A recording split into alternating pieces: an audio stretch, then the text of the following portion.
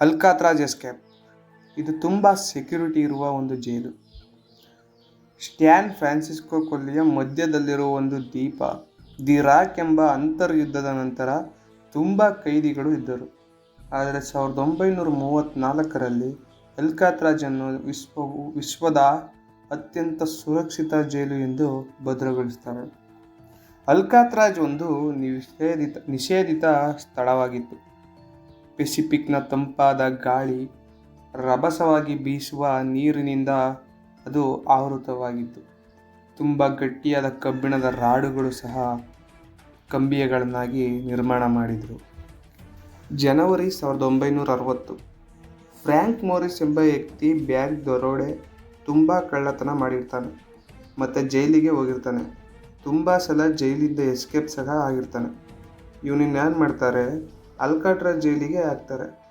ಕೆಲ ತಿಂಗಳ ನಂತರ ಜಾಲ್ ಎಂಗ್ಲಿನ್ ಎಂಬ ಕೈದಿನೂ ಸಹ ಅದೇ ಜೈಲಿಗೆ ಬರ್ತಾನೆ.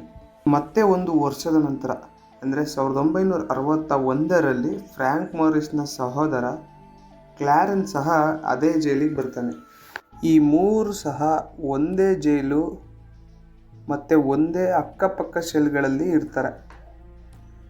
ಜೂನ್ 12, 1962. ಪ್ರತಿದಿನದಂತೆ ಬೆಳಿಗ್ಗೆ ಗಾರ್ಡನ್ಗಳು ಬೆಡ್ ಚೆಕ್ ಮಾಡಲಿಕ್ಕೆ ಬರ್ತಾರೆ. ಆ ಮೂರು ಅಪರಾಧಿಗಳೇನಿದ್ರು ಆ ಸೆಲ್ನಲ್ಲಿ ಅಲ್ಲಿ ಇರೋಲ್ಲ. ಅವರ ಹಾಸಿಗೆಯಲ್ಲಿ ಜಾಣತನದಿಂದ ಪ್ಲಾಸ್ಟರ್, ಪ್ಲೇಸ್ಟೋನ್ ಪೇಂಟ್ ಮತ್ತು ಮನುಷ್ಯನ ಕೂದಲಿನಿಂದ ಮಾಡಿದ ಒಂದು ನಕಲಿ ತಲೆ ಇರುತ್ತೆ. ಜೈಲು ಲಾಕ್ಡೌನ್ ಆಗುತ್ತೆ ಮತ್ತು ತೀವ್ರವಾದ ಶೋಧ ಪ್ರಾರಂಭವಾಗುತ್ತೆ. ಅವರು ತಕ್ಷಣ ಆ ಕಾಣೆಯಾದ ಕೈದಿಗಳ ಬಗ್ಗೆ, ಈ ಹಿಂದೆ ತಪ್ಪಿಸಿಕೊಳ್ಳುವ ಪ್ರಯತ್ನಗಳ ಬಗ್ಗೆ ದಾಖಲೆಗಳನ್ನು ಅವರು ತಕ್ಷಣ ಪರಿಶೀಲನೆ ಮಾಡ್ತಾರೆ. ಹುಡುಕಾಟದಲ್ಲಿ 2 ದಿನ ಕಳೆಯುತ್ತೆ. ರಬ್ಬರ್ನಲ್ಲಿ ಮುಚ್ಚಿದ ಮತ್ತು ಕೈದಿಗಳಿಗೆ ಸಂಬಂಧಿಸಿದ ಪತ್ರಗಳ ಪ್ಯಾಕೆಟ್ ಸಿಗ್ತವೆ. ನೀರಲ್ಲಿ ಒಳಗಿನ ಕೊಳವೆಗಳ ತುಂಡುಗಳು, ನೀರಲ್ಲಿ ಪ್ಯಾಡಲ್ ತರಹದ ಮರದ ತುಂಡುಗಳು, ಹಾಗೆ ರಬ್ಬರ್ ಒಳಗಿನ ಕೊಳವೆ ತುಂಡುಗಳ ಕುರುಹು ಸಿಗ್ತವೆ. ಮತ್ತು ಕ್ಲೋನೈಟ್ ಬೀಚ್ನಲ್ಲಿ ಮನೆಯಲ್ಲಿ ತಯಾರಿಸಿದ ಲೈಫ್ ವೆಸ್ಟ್ ಸಹ ಸಿಗ್ತದೆ. ಮತ್ತೆ ಇನ್ನೇನಾದರೂ ಸಿಗಬಹುದಾ ಎಂದು ಹುಡುಕಿದಾಗ ಅದನ್ನು ಬಿಟ್ಟು ಇನ್ಯಾವುದೇ ಕುರುಹು ಸಹ ಸಿಗಲ್ಲ.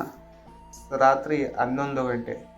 ಅವರೆಲ್ಲರೂ ಅವತ್ತು ರಾತ್ರಿ ಎಸ್ಕೇಪ್ ಆಗಲೇಬೇಕೆಂದು ರೆಡಿಯಾಗಿದ್ದರು. 3 ಜನ ಕಾರಿಡಾರ್ಗೆ ಪ್ರವೇಶಿಸಿದರು. ವೆಂಟಿಲೇಟರ್ ಮೂಲಕ ಹೊರಬಂದು ಜೈಲಿನ ಚಾವಣಿ ಮೇಲೆ ಬಂದರು. ಅವರು ಸೆಲ್ನ ಮನೆಯ ಹಿಂಭಾಗದಲ್ಲಿ ಬೇಕರಿ ಬಗೆಯ ಸ್ಟ್ಯಾಕನ್ನು ಕೆಳಗೆ ಇಳಿಸಿದರು. ಬೇಲಿಯ ಮೇಲೆ ಹತ್ತಿ ದ್ವೀಪದ ಈಶಾನ್ಯ ತೀರಕ್ಕೆ ಹೋದರು. ತಮ್ಮ ತೆಪ್ಪವನ್ನು ಪ್ರಾರಂಭಿಸಿದರು. ಮುಂದೆ ಏನಾಯಿತು ಅನ್ನೋದು ಇನ್ನೂ ಮಿಸ್ಟರಿಯಾಗೇ ಉಳಿದಿದೆ.